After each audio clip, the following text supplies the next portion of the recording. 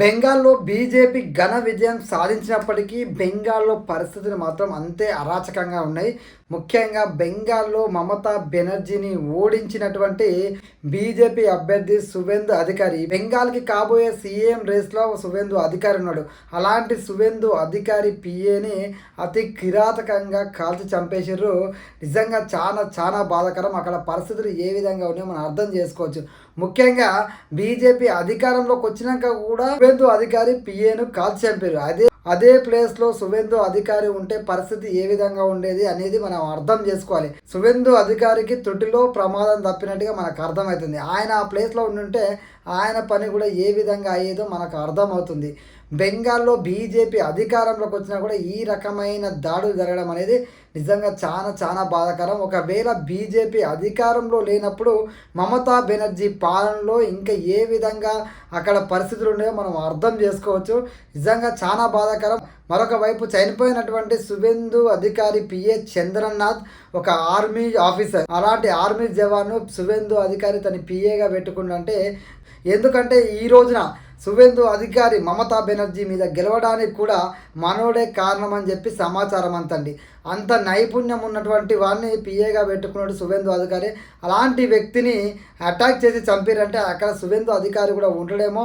సువేందు అధికారి మమతా బెనర్జీ ఓడించడమే తప్ప సువేందు అధికారి వల్లనే అక్కడ బీజేపీ చాలా స్ట్రాంగ్ అయింది. ఈ రోజున బెంగాల్ ప్రజలందరూ కోరుకున్నట్టుగా బీజేపీ అధికారంలోకి రావడానికి మెయిన్ కారణం కూడా సువేందు అధికారి. ఈ సువేందు అధికారికి అండగా బలంగా నిలబడ్డ వ్యక్తి చంద్రనాథ్ చంపేస్తే సువేందు అధికారి ఆయన అంతిమయాత్రలో అక్కడ మీరు చూడొచ్చు కన్నీళ్ళు పెట్టుకున్నాడు.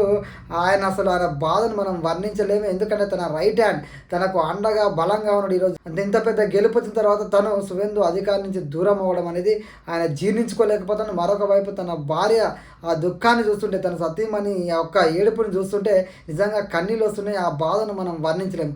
ఇలాంటి సంఘటన బెంగాల్లో జరుగుతున్నాయి అంటే మమతా బెనర్జీ పాలనలో ఇంకెన్ని అరాచకాలు జరిగి ఉండేవో ఒకసారి ఆలోచన చేయండి. కానీ ఈ సంఘటనకి కారకులైన ఏ ఒక్కరిని సువేందు అధికారి వదిలిపెట్టాడు. ప్రభుత్వం వదిలిపెట్టినా సువేందు అధికారి వదిలిపెట్టాడు. ఎందుకంటే ఆయనకు తెలుసు ఎన్ని బాధలు అనుభవించి ఈరోజు అధికారంలోకి వచ్చిండో. ఆయనకే సీఎం రేస్లో ఉన్నటువంటి సువేందు అధికారి పిఏనే చంపారంటే ఇంకా సామాన్యుల పరిస్థితి ఏ విధంగా ఉంటుందో ఊహించుకోండి. గతంలో సామాన్యుల పరిస్థితి ఇంకే విధంగా ఉండదో ఊహించుకోండి. కొంతమంది మమతా బెనర్జీ ఓడిపోతే చాలా ఫీల్ అవుతారు. చూడండి రాబాయ్, సువేందు అధికారి పిఏనే చంపేశారు. సామాన్యుల మీద ఇంకెన్ని దాడులు జరిగితే అక్కడ ప్రజలు ఇంత పెద్ద మెజార్టీతోటి బీజేపీకి అధికారం ఇస్తారో మనం ఒకసారి ఆలోచించాలి. మరొక వైపు ఎప్పుడైతే బెంగాల్లో బీజేపీ గెలిచిందని తెలిసిందో అక్రమంగా భారత్లో ఉంటున్నటువంటి బంగ్లాదేశ్ అక్రమ వలసదారులు అయితే వెళ్ళిపోతున్నారు. తట్టా బుట్ట సర్దుకొని బంగ్లాదేశ్ నుంచి అక్రమంగా మన దేశానికి వచ్చినటువంటి బంగ్లాదేశ్ అక్రమ వలసదారులు అయితే క్యూ కట్టారు, వెళ్ళిపోతారు. ఒక్కరు ఇద్దరు కాదు, వేలు కాదు, లక్షల్లో జనాలు వెళ్ళిపోతున్నారంటే మమతా బెనర్జీ పాలనలో వాళ్ళకి ఎంత స్వేచ్ఛ దొరికిందో చూడండి. మమతా బెనర్జీ తనను వాళ్ళందరినీ ఓటు బ్యాంక్గా ఉపయోగించుకొని దేశ భద్రతకి ఏ విధంగా ముప్పు వాటిల్లే విధంగా చేసిందో ఇక్కడ ఒక్క సంఘటన చూస్తే మనకు అర్థమవుతుంది.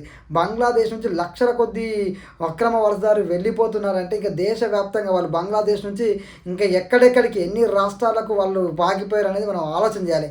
ఖచ్చితంగా అక్రమంగా ఈ బంగాల్లోనే కాదు దేశవ్యాప్తంగా ఉన్నటువంటి అక్రమ వలసదారులను గుర్తించి వెనక్కి పంపాలా. లేదంటే వాళ్ళు ఖచ్చితంగా మన దేశ సమగ్రతకి మన దేశ భద్రతకి అయితే ముప్పుగా వాటిల్తారు. ముఖ్యంగా బెంగాల్లో మన భారతీయులు వీళ్ళని చూసి మొన్నటి దాకా గజగజ వణికిపోయారు. ఎందుకంటే ఆ లక్షల మంది అక్రమంగా వచ్చిర్రు. వాళ్ళ అరాచకాలు మామూలుగా లేవు. ఆడబిడ్డల మీద అరాచకాలు, ఇష్టం వచ్చినట్టు దోపిడీలు, అసలు వాళ్ళని క్వశ్చన్ చేస్తూ లేకుండా పోయినట్టు అర్థం చేసుకోవచ్చు.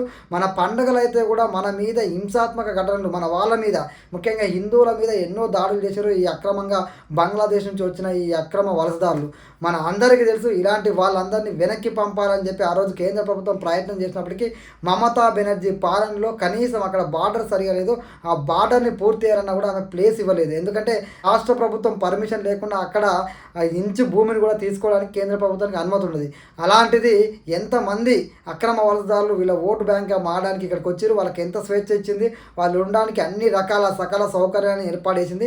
ఈమె అధికారంలో 15 ఏళ్ళు ఉందంటే ఇలా వచ్చిన అక్రమ వలసదారుల వల్లనే ఈరోజు అక్రమ వలసదారుల ఓట్లను తొలగించడం వల్ల బెంగాల్లో బీజేపీ అధికారంలోకి వచ్చింది. లేదంటే ఇంకా 5 ఏళ్ళు ఆ బెంగాల్ ప్రజలు నరకాన్ని చూసేవారు.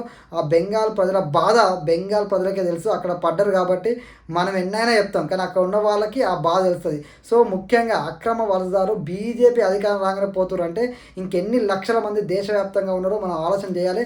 సువేందు అధికారి పిఏని చంపిన ఏ ఒక్కరిని సువేందు అధికారి అయితే వదలడో, అదేవిధంగా అక్రమంగా మన భారతదేశంలో ఉంటున్న ఈ అక్రమ వలసదారులను అందరినీ బయటికి పంపించేయాలి. అదేవిధంగా ఇప్పుడు బెంగాల్లో బీజేపీ ప్రభుత్వం ఉంది, కేంద్రంలో బీజేపీ ప్రభుత్వం ఉంది కాబట్టి అక్కడ ఖచ్చితంగా ఎక్కడైతే బార్డర్ కొంతమేర మిస్ అయిందో ఆ బార్డర్ను ప్రతిష్టం చేస్తారు.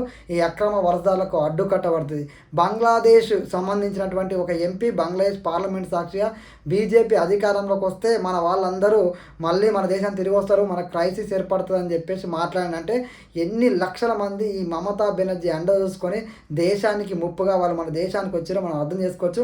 ఖచ్చితంగా మమతా బెనర్జీకే కాదు, అప్పుడు అక్రమంగా టీఎంసీ గుండాలు ఎవరైతే సామాన్యుల మీద ముఖ్యంగా హిందువుల మీద దాడులు చేశారో, ఆడపిల్లల మీద అఘాయిత్యాలు చేశారో ప్రతి ఒక్కరికి శిక్ష పడాల్సిందే. ప్రతి భారతీయుడు తప్పు చేసిన వాళ్ళందరికీ శిక్ష పడాలని కోరుకుందాం.